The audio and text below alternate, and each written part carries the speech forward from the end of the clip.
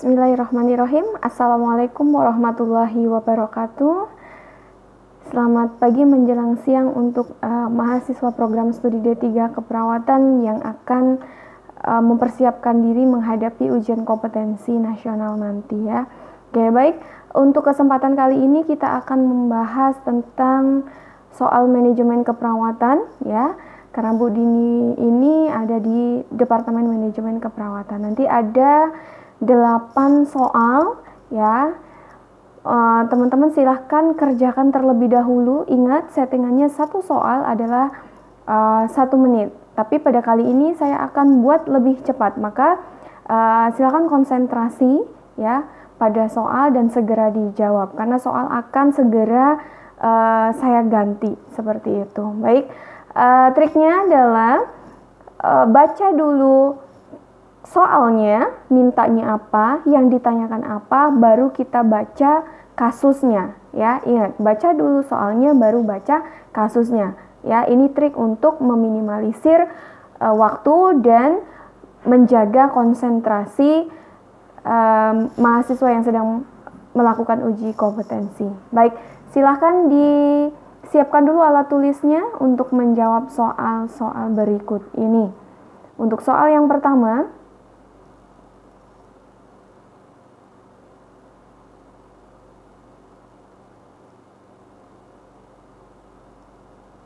seorang perawat sedang menyampaikan hasil asuhan keperawatan yang diberikan kepada pasien pada kegiatan post-conference. Hal yang disampaikan adalah keadaan umum pasien, tindakan medis yang sudah diberikan, obat yang sudah diberikan, terapi medis yang belum dilakukan, dan rencana pemeriksaan penunjang. Soal yang kedua, baca dulu soalnya, apakah jenis fungsi manajemen yang diterapkan oleh KARU, Kepala Ruangan, jenis fungsi manajemen. Silahkan baca kasusnya, vignetnya.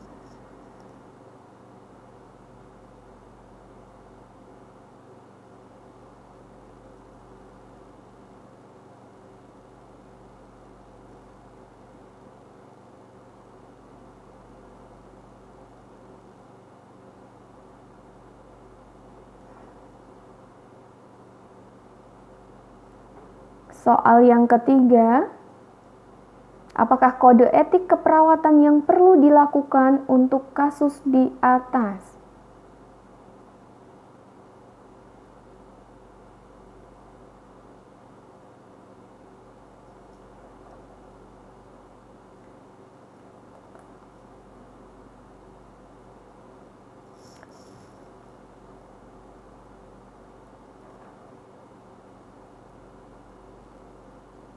Soal keempat, apakah model kepemimpinan pada kasus di atas?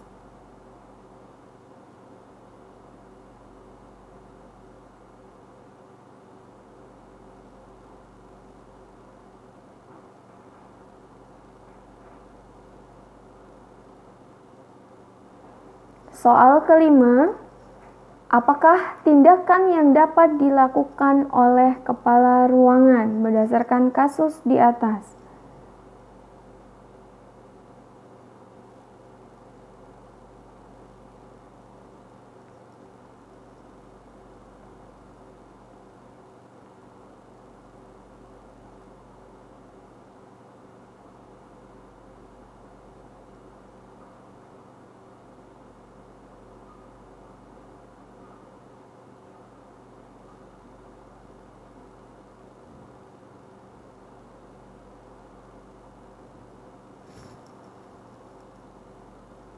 Baik, kita ke soal ke-6.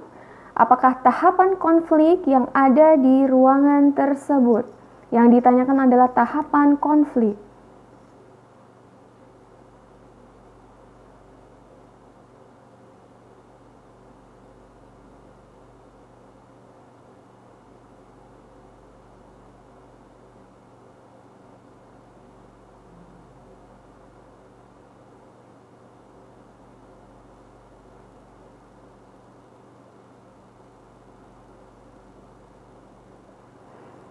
Soal yang ke-7,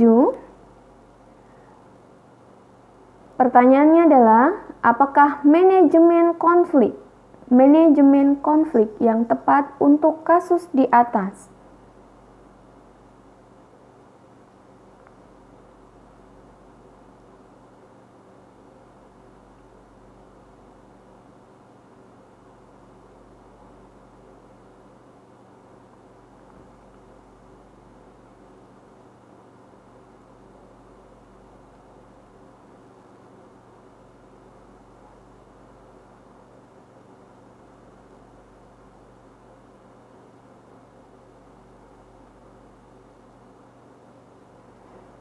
Oke, baik. Untuk soal yang terakhir, ke-8. Soalnya adalah, apakah kegiatan analisis dalam kasus di atas? Kegiatan analisis dalam kasus di atas.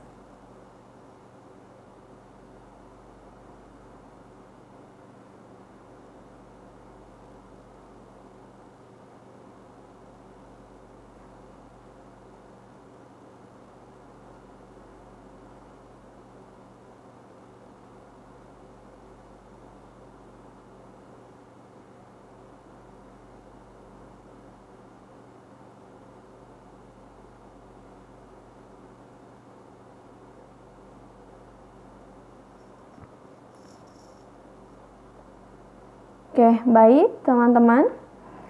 Sekarang waktunya untuk melakukan cek jawaban Anda yang sudah Anda kerjakan tadi ya. Kita praktis. Teman-teman mencoba menjawab soal pertanyaan tadi, soal kasus vinyet untuk UKOM-nya. Ya, 8 soal, nanti dicek benarnya berapa. Untuk proses absensi, silahkan sertakan jumlah jawaban yang benar dan salah, sebutkan nama dan NIM-nya di kolom komentar di channel YouTube ini. Ya. Oke, baik. Kalau misalkan teman-teman tadi belum selesai mengerjakannya karena terlalu cepat, boleh flashback dulu, di replay dulu sebelum cek jawabannya. Ya. Oke, jadi pastikan dulu jawaban Anda sebelum cek jawabannya. Oke, baik. Ya, kita anggap teman-teman sudah mempunyai jawaban pada setiap soal ya. Maka kita lakukan cek jawabannya sekarang.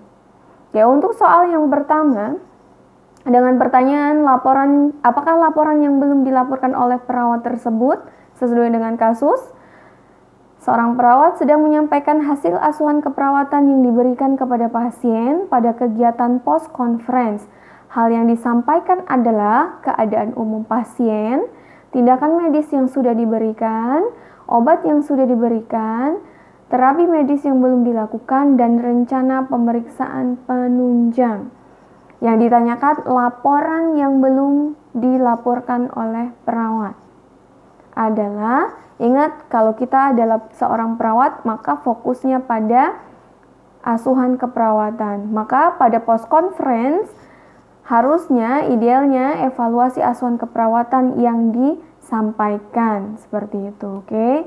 Selanjutnya, pertanyaan kedua, apakah jenis fungsi manajemen yang diterapkan oleh kepala ruangan di atas? Seorang karu sedang menyusun strategi dalam meningkatkan motivasi perawat dalam melakukan pendokumentasian asuhan keperawatan. Strategi tersebut adalah dengan cara pemberian reward dan rencananya akan diberikan kepada perawat yang melakukan pendokumentasian secara lengkap dan konsisten. Ya, tentunya sesuai dengan SAK ya, standar asuhan keperawatan yang dianut oleh rumah sakit tersebut. Nah, jenis fungsi manajemen yang diterapkan karu tersebut adalah planning. Kenapa? Karena masih proses menyusun strategi untuk meningkatkan motivasi perawat. Kata kuncinya ada di sini. Oke. Baik, selanjutnya soal ketiga.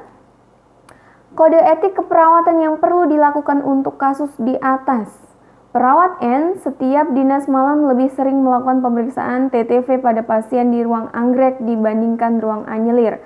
Hal ini dilakukan dengan alasan ruang anyelir lebih jauh dari nurse station.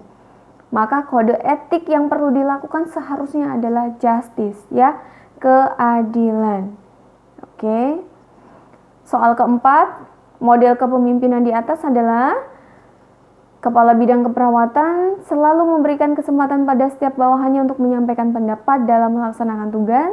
Pendapat yang paling banyak disetujui maka akan digunakan pada program kerja bidang keperawatan. Sudah pasti ini adalah model kepemimpinan demokratis. Soal kelima, apakah tindakan yang dapat dilakukan oleh kepala ruangan?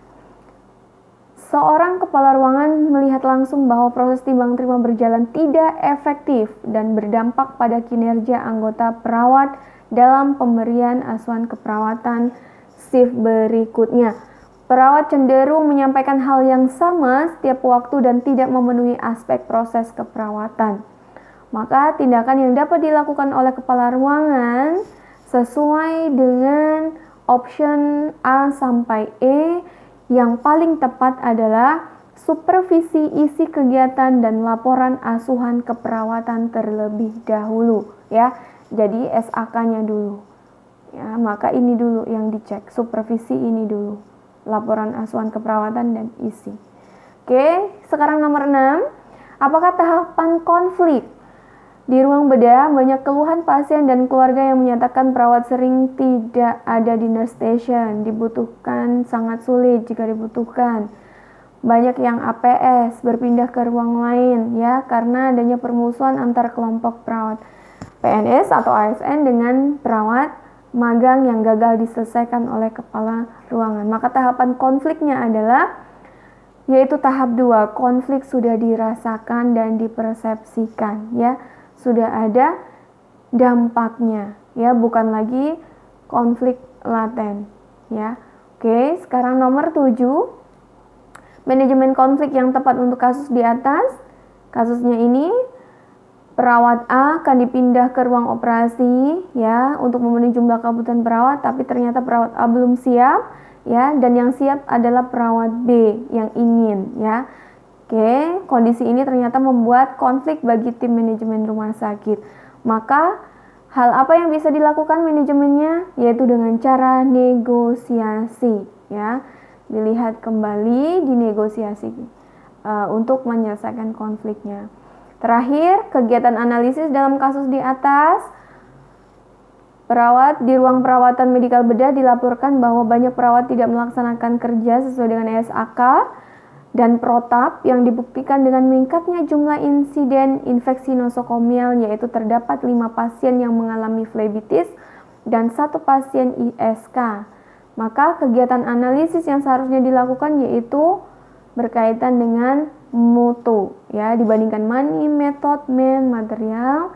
Maka analisis yang dilakukan yaitu mutu yang sedang dilakukan ya. Oke, baik.